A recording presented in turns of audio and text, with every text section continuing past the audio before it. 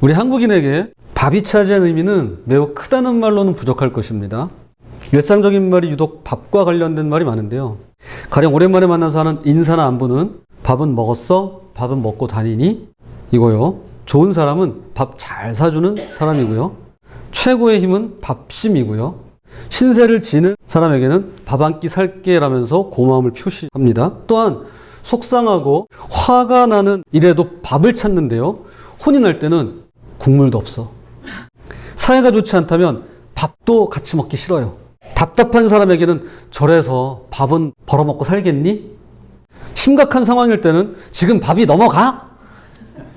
그리고 못된 사람과 얄미운 사람에게는 다 된 밥에 재 뿌린다 라거나 밥 숟가락 얹는다 라고 표현합니다. 저는 이 중에 그렇게 정감 있고 개인적으로 너무너무 좋아하는 표현이 있습니다. 그것은 밥은 먹었어?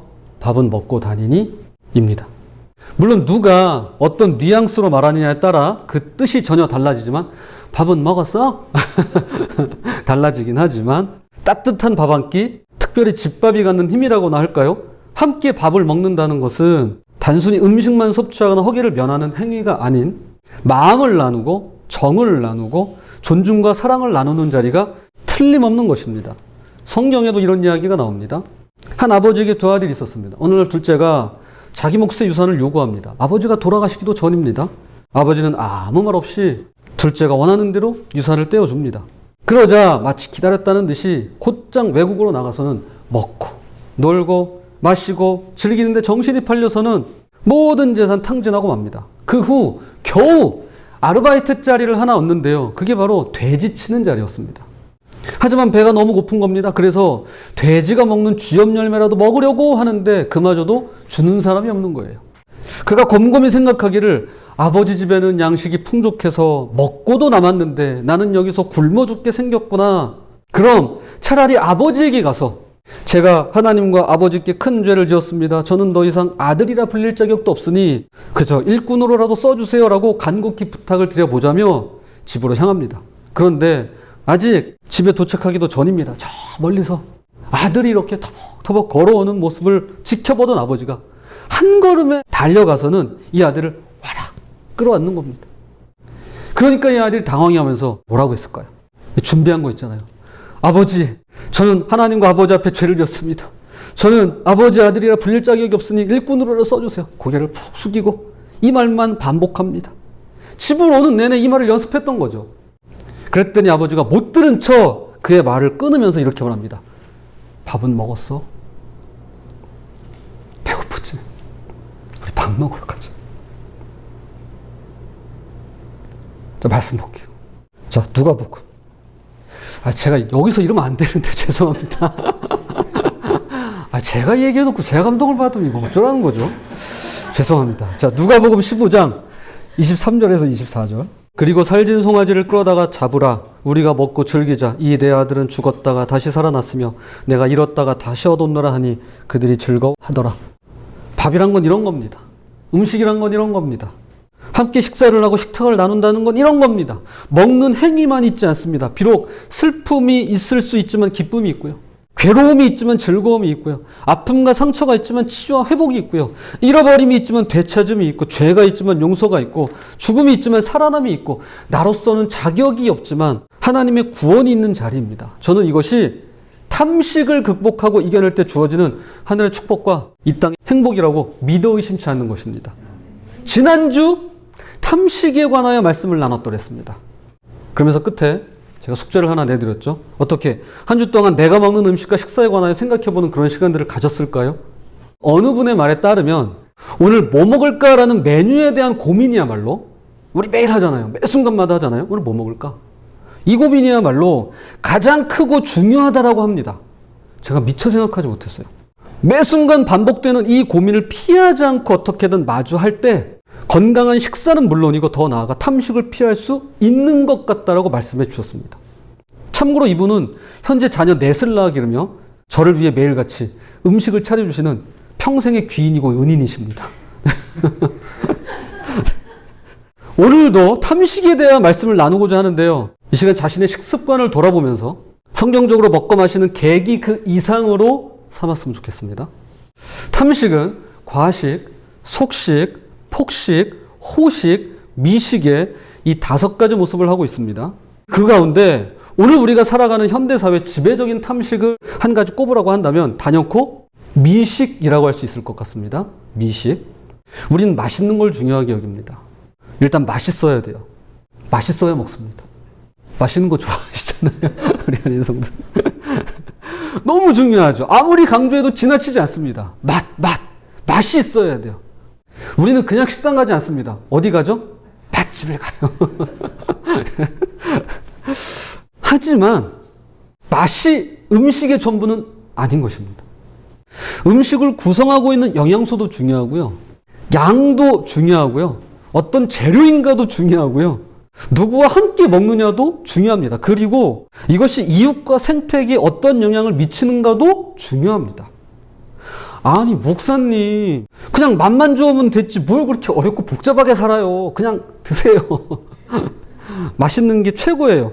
라는 의문이 드신다면 지금 말씀을 잘 듣고 계신 겁니다. 아마 시간이 지날수록 그 의문이 풀릴 거라고 믿습니다. 먼저 C.S. 루이스가 쓴 스크루테이프의 편지라는 책에서 다루고 있는 탐식에 대하여 잠시 살펴보겠는데요. 스크루테이프는 이 책의 주인공이자 거물급 악마입니다. 악마가 주인공이에요. 그는 자신의 조카인 웜우드라는 악마에게, 그러니까 죄송합니다. 새끼 악마인 거죠. 네, 악마 새끼는 좀 그렇고 네. 아무튼 이 어린 악마에게 편지를 보내서 호되게 야단을 칩니다. 그 이유가 뭐냐면 이 풋내기 악마가 탐식의 죄를 너무나도 사소하게 여기고 있었기 때문입니다. 자, 들어보세요. 지난번 편지에서 탐식을 인간의 영혼을 낚는 수단으로 탐탁지 않게 여겼던데 그건 오로지 너가 무식한 탓이야. 지난 100년간 우리가 이룬 가장 위대한 성과는 바로 이 주제에 관해 인간의 양심을 완전히 마비시켰다는 거라고. 이제는 유럽 전체를 위아래로 아무리 훑어보아도 탐식에 대해 설교한다거나 탐식 때문에 가책을 느끼는 경우를 찾아보기 힘들지. 이게 다 많이 먹는데 욕심을 부리기보다는 맛있는 걸 찾아 먹는데 욕심을 부리도록 총력을 집중한 결과다. 그런 날이 오기를 바라지 않는다마는 자신이 평생 이런 관능의 노예로 살아왔다는 걸 알면 정말 놀라 자빠질걸?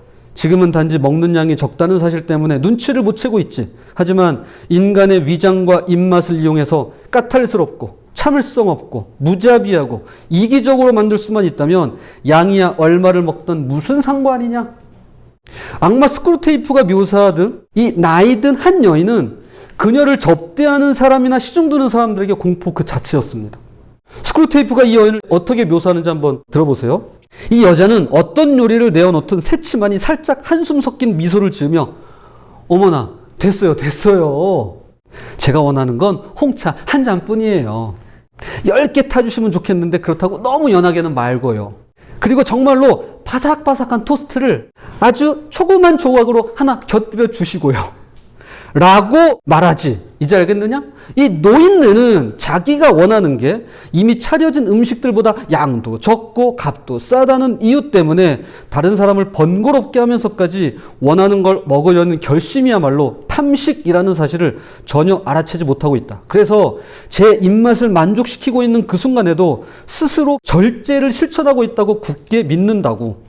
이 노인네는 손님들이 북적거리는 식당에 가서도 과로에 지친 여조고머니 날라다 준 접시를 보자마자 짤막한 비명을 지른단다. 어머머! 이건 많아도 너무 많군요. 도로 가져가서 반의 반만 덜어서 갖고 오세요.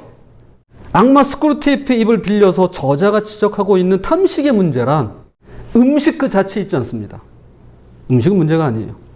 이것은 다른 사람을 번거롭게 하면서까지 내가 원하는 걸 먹고자 하는 데 있으며 우리를 까탈스럽고 참을성 없고 무자비하고 이기적으로 만들 수 있다는데 그 문제가 있다고 할 수 있는 것입니다. 자, 한 번만 더 읽겠습니다. 재밌죠? 네. 악마가 쓴 편지예요, 이게. 그러니까 더 재밌는 것 같아요. 혹시 누가 한마디라도 하면 쓸데없는 음식 낭비를 막느라 그런다고 대꾸하겠지. 사실은 우리가 노인네한테 올가매 놓은 특별한 미식 취향이 어쩌다 원하는 양보다 많이 담긴 음식 때문에 거슬린 탓인데도 말이야. 노인네는 지금 그저 내가 원하는 건 이라고 이름 붙여도 좋을 법한 심리 상태에 있지. 그저 그 노인네가 원하는 건 잘 우려낸 홍차 한 잔, 제대로 익힌 달걀 하나 또는 적절하게 구운 빵 한 조각이야. 그런데 문제는 이렇게 간단한 음식을 제대로 해내는 하인이나 친구가 하나도 없다고 생각하는 거야. 그 제대로라는 주문 뒤에는 자기가 옛날에 느껴봤다고 생각하는 그 입맛, 재현이 거의 불가능한 그 입맛을 채우려는 물릴 줄 모르는 욕구가 숨어 있지. 노인네는 그 옛날을 좋은 하인들을 구할 수 있었던 시절이라고 묘사하지만 우리 악마들이 보기엔 감각이 지금처럼 까다롭지도 않았고 다른 것에서 얻는 쾌락들도 많아서 식탁의 쾌락에 이 정도까지 매달리지 않았던 시절이라는 말이 더 정확하다고 할 수 있겠지. 이 여인은 많이 먹지도 않았으며 이것이 오히려 본인에게 위안이 되기도 했습니다. 그러나 실상 그녀는 탐식의 노예였습니다. 집착을 부릴 정도로 자신의 입맛을 만족시키는 것이 너무나도 중요했으며 자기 입맛이 너무 중요한 거예요. 까탈스럽게 굴면서까지 자신을 접대하는 사람들을 매우 불편하고 불쾌하게 만들었습니다. 미식이 죄냐고요? 무슨 맛이 죄가 되겠습니까? 내 입맛대로 먹는다는데 뭐가 문제가 되겠습니까? 맛있게 좀 먹어보겠다는 욕구가 어째서 죄가 되겠습니까? 여러분 원하시면 설탕 쳐 드세요. 원하시면 소금 쳐 드세요. 맛이 문제가 아닙니다. 그러나 만약 그 미식으로 인해서 무언가 귀하고 소중하고 가치 있고 결코 빼앗기지 말아야 할 것을 빼앗겨 버린다면 그것은 분명 탐식이 틀림없는데요. 그러므로 여기서 알게 되는 탐식은 두 가지가 있습니다. 첫 번째로 탐식은 우리에게서 하나님을 빼앗아 갑니다. 탐식은 우리에게서 하나님을 빼앗아 갑니다. 바울은 빌립보서 3장에서 그리스도의 십자가의 원수로 행하는 사람들을 주의하라고 경고합니다. 그리고 이렇게 말합니다. 그들의 마침은 멸망이요 그들의 신은 배요 그 영광은 그들의 부끄러움에 있고 땅의 일을 생각하는 자라. 이것은 지난주 본문 말씀이죠. 탐식은 하나님이 계셔야 할 자리에 배를 두고 음식을 둡니다. 그래서 their God is stomach라고 그들의 하나님은 위장입니다. 위장이 하나님이에요. 자, 그런데 이러한 탐식이 초래하는 엄청난 결과가 있답니다. 여기 지금 그들의 하나님이 위장이다라고 이야기하면서 어울릴 것 같지 않은 그런 말씀을 이어서 설명하고 있습니다. 그것은 놀랍게도 그들이 땅의 일만을 생각한다는 것입니다. 이것이 탐식의 진정한 위험성일 것입니다. 단순히 입맛과 포만감 또는 먹기 위해서 하는 것처럼 보인다는 것이 문제가 아니라 육적 허기와 영적 허기의 상관관계, 즉 음식에 대한 욕구가 내 삶을 지배하다 보면 이것이 마침내 영적 갈망을 질식시켜버린다는 것입니다. 육적인 허기가 영적인 허기를 지배하는 거예요. 그래서 육적인 갈망이 영적인 갈망을 질식시켜버려요. 결과적으로 땅의 일만 생각하게 만든다는 것입니다. 신학자 코넬리우스 플랜팅가의 말입니다. 어떤 사람의 식욕은 다른 무언가와 연계되어 있습니다. 배가 불러서 먹을 것에 물리면 정의에 대한 갈망과 허기가 무뎌집니다. 급기야 하나님을 바라보는 욕구까지 빼앗아갑니다. 흥미롭게도 탐식은 정의에 대한 갈망과 허기를 무디게 만든답니다. 그래서 실제로 보면 여러분 부자의 정의와 빈자의 정의가 다르죠. 또한 권력자들의 정의와 일반 서민들의 정의가 다름을 알 수 있죠. 그렇죠? 결국 탐식은 우리에게서 정의뿐 아니라 정의를 주시는 그 하나님마저도 빼앗아가고 이 땅만을 생각하게 만든다는 것입니다. 사무엘서에 보면 엘리 제사장의 두 아들 홈리와 비나스가 아버지의 대를 이어서 실로에는 성막에서 하나님을 섬기는 일을 담당했다고 나옵니다. 하지만 성경은 이들에 대해서 이렇게 표현합니다. 믿음이 없었고 사실상 불량배였다라고 말씀합니다. 엘리의 아들들은 불량배였다. 그들은 여호와를 두렵게 여기지 않았다. 홈리와 비나스는 이스라엘 백성들이 제사를 드리는 도중에 찾아와 제물로 드려진 고기의 상당 부분을 미리 갈취해 갔는데요. 그 이유가 어처구니 없었습니다. 그러니까 삶은 고기가 먹기는 싫고 고기를 구워서 먹고 싶으니까 협박과 폭력으로 위협해 가면서 날고기 내놔. 그러니까 날고기를 미리 빼앗아 간 것이었습니다. 그리고 이것이 이 두 사람의 습관이고 관행이었답니다. 이들은 자신들의 무질서한 탐식을 통해서 하나님을 무시하고 모독하기에 이릅니다. 엘리의 자식들은 이런 식으로 점점 더 무거운 죄를 짓고 있었다. 그들은 주께 바칠 제물을 하찮게 여김으로써 주님을 무시하고 모독하였던 것이다. 그런데 여기서 이들의 탐식이 어디로 어떻게 향해서 발전해 가는지 주목해 볼 필요가 있는데요. 몇 구절 뒤에 가면 이런 내용이 나옵니다. 한번 볼게요. 엘리가 매우 늙었더니 그의 아들들이 온 이스라엘에게 행한 모든 일과 회막문에서 수종드는 여인들과 동침하였음을 듣고 홈리와 비나스 두 사람은 여러 여인들과도 잠자리를 같이 했답니다. 그리고 이것은 당시 사람들 사이에서 비밀도 아니었답니다. 자, 여기서 탐식과 정욕의 연관성을 놓치면 안 됩니다. 이 둘은 별도의 악행처럼 보일지 모르겠습니다. 아니, 먹는 거랑 잠자리 하는 거랑 뭐가 같아요? 그러나 둘 다 똑같은 어둠의 출처에서 그 힘을 끌어오는데요. 그것은 바로 하나님을 무시할 때, 하나님을 모독할 때, 하나님을 빼앗길 때 찾아오는 방종이자 불순종인 것입니다. 그래서 7가지 죄악, 7가지 대죄, 7죄 종이라고 하는 그 죄는 다 연관되어 있습니다. 사실은 다 하나예요. 그래서 바울이 다음과 같이 말합니다. 이 음식을 통해서 자신의 정체성과 존재의 근원을 떠올려야 한다라고 말이죠. 그러나 우리의 시민권은 하늘에 있는지라 거기로부터 구원하는 자 곧 주 예수 그리스도를 기다리노니. 우린 이 땅에서 살아가는 하나님 나라 시민이며 다시 오실 예수 그리스도를 바라보고 기다리는 자들입니다. 그러므로 우리가 염려해야 할 것은 늘어나는 뱃살만이 아닙니다. 그보다는 음식이 하나님을 빼앗겨서는 그분과의 교제를 갈망하는 우리 욕구를 탐식이 망가뜨리지 못하도록 하늘 양식인 주 예수 그리스도를 기다리느냐 하는 것입니다. 내가 과연 그분을 기다리느냐 하는 것입니다. 나는 하늘에서 내려온 살아있는 떡이니 사람이 이 떡을 먹으면 영생하리라. 내가 줄 떡은 곧 세상의 생명을 위한 내 살이니라 하시니라. 예수님은 내 죄를 용서하시기 위해 십자가에 달려 돌아가셨고 나에게 영원한 생명을 주시기 위해 그분의 살점을 내어주셨습니다. 그것이 우리의 음식이 됩니다. 바라기는 내게서 하나님을 빼앗아가는 탐식을 조심하시며 하늘 양식인 예수 그리스도의 안에서 먹고 마시는 우리 모두가 되었으면 좋겠습니다. 자, 두 번째입니다. 둘째로 탐식이 빼앗아가는 게 있는데요. 탐식은 우리에게서 인간성을 빼앗아갑니다. 인간성을 빼앗아갑니다. 하나님도 빼앗아가지만 인간성을 빼앗아가요. 사람답지 못하게 만듭니다. 유엔 세계식량계획이 발표한 자료에 따르면 전 세계 80억 인구가 있습니다. 80억 좀 넘어요. 80억 인구 모두를 살릴 수 있는 식량이 생산되고 있다고 합니다. 그러나 매년 2억 2,200만 톤의 음식이 쓰레기통으로 들어가고 있으며 약 7억 3,340만 명, 즉 11명 중 1명이 기아에 시달리고 있다고 합니다. 특히 기아 비율이 높은 아프리카에서는 매일 5명 중 1명이 굶주리고 있고요. 2019년 코로나 팬데믹 이후에 기아를 겪는 사람들이 약 1억 2,500만 명 증가했고요. 매년 900만 명 정도가 직간접적으로 기아 영향을 받아서 사망하는데요. 그중 상당수는 500만 명 이상이 5세 미만의 아동이라고 합니다. 그러니까 못 먹어서 죽어요. 전 세계 인구 35%에 해당하는 28억 명의 사람들은 건강한 식단을 유지하기 어려운 상황에 처해 있고 저소득 국가에서는 그 비율이 71.5%에 이르고요. 고소득 국가에서는 그 수치가 6.3%에 불과하다고 합니다. 아시다시피 후진국에서는 먹을 것이 없어서 죽어가지만 반대로 우리 같은 선진국에서는 식량이 남아 돌죠. 아니, 너무 많이 먹어서 병이 나고 있는 실정입니다. 어떤 국가나 사회 또는 개인이 특정 상황에서 필요 이상으로 많은 음식을 취하게 되면 반드시 다른 누군가는 굶주릴 수밖에 없는 것이 현실입니다. 왜냐하면 모든 재화가 그렇듯 식량 역시 제한적이기 때문입니다. 그러므로 식욕에는 사회적 결과가 따르기 마련입니다. 성경에서 예수님은 어느 부자의 이야기를 들려주십니다. 한 부자가 있어 자색 옷과 고운 베옷을 입고 날마다 호화롭게 즐기더라. 어떻게 보더라도 이 사람은 탐식가가 분명한데요.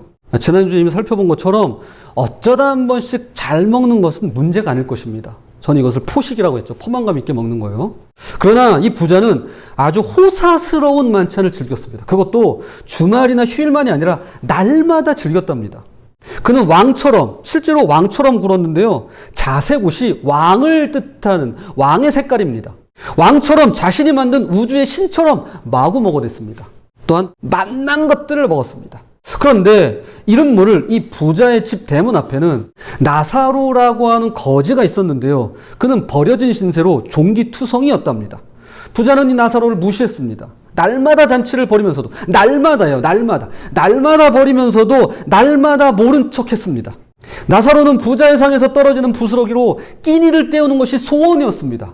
그러나 부스러기는커녕 개들만이 이 나사로를 찾아와 그의 종기를 핥아댔다고 합니다. 그 부자의 상에서 떨어지는 것으로 배불리려 하매 심지어 개들이 와서 그 헌대를 핥더라. 여기 배불리려 하면은 나사로의 이런 욕구, 내가 좀 먹어보고 싶은 그런 욕구가 채워지지 못했음을 남시하는데요. 다리를 저는 장애가 있었지만 다윗의 왕실 만찬에 초대받았던 무비보셋이라는 사람과는 달리 이 나사로는 부자가 왕처럼 누리는 풍성함의 혜택을 살아생전에 전혀 받지 못했던 것이었습니다. 탐식은 이런 겁니다. 다른 누군가가 굶주리는 한이 있더라도 자기 몸의 갈망을 채워야 한다고 주장하는 것입니다. 이들에게는 한 인간으로서 갖춰야 될 최소한의 성품 같은 게 보이질 않습니다. 즉 인간성이 없어 보입니다. 사실 이 부분은 제가 인간성 대신에 사랑을 빼앗아간다고 하는 게 좋을까? 아니면은 인간미를 빼앗아간다고 하는 게 어울릴까?를 놓고 고민을 많이 했더랬습니다. 하지만 사랑은 너무 포괄적이고 추상적이고요. 인간미란 개개인이 갖는 매력이나 어떤 아름다움인데 이것은 사람으로서 당연히 가져야 되는 의무이기에 가장 직설적인 느낌의 인간성이라고 표현했습니다. 이건 인간으로서 자격상실이라 할 수 있는 것입니다. 사람이기에 탐욕에 무장해제 당하고 탐식 앞에서 무너질 수밖에 없는 나약함이 있더라도 결국 소설 제목이죠. 인간 실격인 셈입니다. 고린도 교회도 이와 비슷한 문제에 봉착한 적이 있었습니다. 당시 교회 모여서 함께 식사를 하는데 각자가 음식을 준비해 왔습니다. 그런데 먼저 온 사람들이 나중에 올 사람들을 생각하지 않고 본인들이 가져온 음식이니까 본인들이 준비한 음식을 전부 가져다가 먹은 것이었습니다. 게다가 포도주까지 다 먹었어요. 그러니까 배는 부르죠. 거기다 포도주에 취한 것입니다. 그런데 가난한 사람들은 가져올 음식도 없는 거예요. 게다가 이들이 늦게 왔는데 먹을 게 없으니까 어떻게 해야 돼요? 굶어야 되는 거죠. 이 소식을 전해 들은 바울이 불같이 화를 내면서 편지를 써서 보냅니다. 너희가 먹고 마실 집이 없느냐? 너희가 하나님의 교회를 업신여기고 빈궁한 자들을 부끄럽게 하느냐? 내가 너희에게 무슨 말을 하랴? 너희를 칭찬하랴? 이것으로 칭찬하지 않노라. 교회에 모이는 것도 좋고 다 함께 모여서 식사를 나누는 것 다 좋은데 그렇게 자기들끼리 먹어치우고 술까지 취해서는 나중에 온 사람들, 특히 가져오고 싶어도 가져올 음식이 없는 가난한 사람들을 위해서 아무것도 남기지도 나누지도 않고 아무런 배려 없이 굶길 거면 그게 어떻게 잘한 일이냐는 겁니다. 집에서 먹지. 그럴 거면 여기 왜 모였냐는 겁니다. 그런 모임이라면 칭찬할 수 없다는 거죠. 불평등은 탐식의 결과입니다. 우리가 탐식에 굴복할 때 이것은 인간관계 안에다 독이 든 열매를 허용하는 것이나 다름없습니다. 그러므로 각자 도생만이 유일한 길이라고 외쳐대는 오늘날 우리 사회야말로 콩 한 쪽도 나눌 줄 아는, 아니 나누고 싶어하는 우리 인간 본연의 성품이 그야말로 빛을 발해야 하는 시대인 것입니다. 전도서 11장 1절 2절 너는 내 떡을 물 위에 던져라. 여러 날 후에 도로 찾으리라. 7에게나 8에게 나눠줄지어다. 무슨 재앙이 땅에 임할는지 내가 알지 못함이니라. 이것은 독식하려는 인간에 대한 경고의 글입니다. 두 가지 의미를 볼 수 있는데요. 먼저 내 떡을 물 위에 던져라는 땅의 것을 확보하는 일에 집착하지 말고 이미 가지고 있는 것을 나누라는 뜻으로 보입니다. 그러니까 지금 가가지고 여기 하천이나 어디 괴산의 유명한 괴강에다가 음식 던지지 말고 투척하지 마시고, 그건 음식물 쓰레기고요. 그러지 말고 내가 지금 확보하는 일에, 땅의 것을 확보하는 일에만 집착하지 말고 이미 가진 걸 나누라는 뜻으로 보입니다. 바라기는 소유한 것을 살아 없어질 것에 함부로 버리지 말고 이웃과 하나님을 위해서 나누고 베푸시길 바랍니다. 그러면 하나님께서 도로 채우시는 복을 주시겠답니다. 자, 이어서 두 번째로 7에게나 8에게 나누어 줄지어다 그랬어요. 이것은 베풀고 나누되 많은 사람에게 던지라는 의미를 할 수 있는데요. 던져줄 대상의 폭을 넓히는 것입니다. 이 사람에게만 하는 게 아니라, 그러니까 팔이 안으로 굽잖아요. 내가 아끼는 사람에게만 할 게 아니라 그 폭을 넓히라는 것입니다. 자신만 보지 말고 이웃을 바라보고 우리만 보지 말고 우리 밖에 대상에 주목하라는 말씀입니다. 하나님께서는 내가 베풀 때 생각하는 것 이상으로 더 넓게 베풀 수 있도록 채워주는 분이십니다. 자, 이제 말씀의 결론을 맺으면서 오늘 맨 앞에서 찾았던 본문을 보겠습니다. 우리가 맨 앞에서 읽었던 성경 본문은 성화로 유명합니다. 기독일보의 글을 참조해서 제가 이 그림에 대해서 잠시 설명을 드려보도록 하겠습니다. 자, 보시면 상당히 밝은 분위기죠. 은은한 조명 속에 꽃은 만발해 있고요. 예수님의 표정도 평온해 보입니다. 자, 마치 친구 집에 놀러 가자고 찾아오신 것처럼 보이기도 합니다. 그렇죠? 그러나 이 구절이 속해 있는, 포함되어 있는 소아시아 7교회 중 라오디게아 교회 하신 말씀의 분위기는 이것과 완전히 다릅니다. 실상은 예수님께서요, 한밤중에 집 밖으로 쫓겨나신 겁니다. 이게 지금 집 밖으로 쫓겨난 거예요. 그래서 새벽까지 들어가지 못한 채 바깥에서 떨고 계신 겁니다. 이게 제가 웃으면서 들을 수 있는 말인지 모르겠지만 그런 그림이에요, 이게. 문을 자세히 보시면 문고리가 없습니다. 이것은 밖에선 열 수 없고 안에서만 열 수 있다는 뜻인데요. 예수님을 구주로 영접했지만 점점 안일해지고 주님을 중심에 모시는 것이 시들해지면서 결국 주님을 집 밖으로, 내 마음 밖으로 내쫓아낸 상황을 보여준다고 할 수 있는 것입니다. 스스로 윤택하다고 여기지만 화단에 보이는 꽃처럼 영적으로 시들고 피폐해진 모습이죠. 이때 주님께서 노크를 하십니다. 그게 오늘 본문이에요. 볼지어다 내가 문 밖에 서서 두드리노니 누구든지 내 음성을 듣고 문을 열면 내가 그에게로 들어가 그와 더불어 먹고 그는 나와 더불어 먹으리라. 만약에 주님의 음성을 듣고 문을 열면 예수님께서 이제 집 안으로 들어오셔서 가장 먼저 하실 일이 있답니다. 자, 그게 뭘까요? 너 말이야, 날 내쫓아? 이 집이 누구 집인 줄 알아? 내가 너한테 사준 집 아니야. 너가 나를 모욕해? 너가 나를 멸시해? 내가 이런 모멸감을 내가 참아야 돼? 그러시지 않고요. 그렇게 하소연하지 않으시고요. 가장 먼저 하시는 일인데 그게 뭐냐면 내가 그와 더불어 먹고 그는 나와 더불어 먹으리라. 더불어 함께 먹으시겠답니다. 주님은 우리 삶에 들어오셔서 가장 먼저 음식을 나누고 식사를 같이 하기 원하십니다. 주님은 우리에게 이거 해라 저거 해라 요구하지 않으십니다. 그건 우리가 감당할 수 있을 때의 일입니다. 우선은 밥 먹는 게 먼저랍니다. 밥이 우선이에요. 밥부터 먹자는 거예요. 이제 설교 맨 앞으로 돌아가서 주님이 우리 삶에 들어와 똑같이 물으시는 겁니다. 밥은 먹었니? 밥은 먹었어? 또한 전 재산을 탕진하고 돌아온 둘째 아들처럼 전 죄인이에요. 아무런 자격도 없어요 라고 말할 때 그를 꼭 끌어안아 주시면서 밥은 먹었어? 배고프지? 우리 밥 먹자. 라고 말씀하시는 것과 같은 것입니다. 그런 의미에서 주님과 함께 식사를 하고 식탁을 나눈다는 것은 탐식을 넉넉히 이기는 자리가 되는 것입니다. 이것이야말로 탐식을 이기는 자리예요. 비록 내 삶에 슬픔이 있을 수 있지만 기쁨이 넘치고 괴로움이 있지만 즐거움이 찾아오고 아픔과 상처가 있지만 치유와 회복이 일어나고 잃어버렸지만 되찾음이 있고 죄가 있지만 용서가 피어나고 죽음이 있지만 생명으로 가득 차고 나로서는 자격이 안 되지만 하나님의 구원이 임하는 그런 복된 자리 말입니다. 저는 이렇게 식탁의 주인이신 주님과 함께하는 식사야말로 탐식을 극복하고 이겨내며 하늘의 축복과 이 땅의 행복을 누리는 복된 길이라 다시 한번 믿어 의심치 않는 것입니다. 혹시 눈치채셨나요? 결론이 맨 앞에 있었습니다. 그리고 다시 그 결론을 반복하는 것뿐입니다.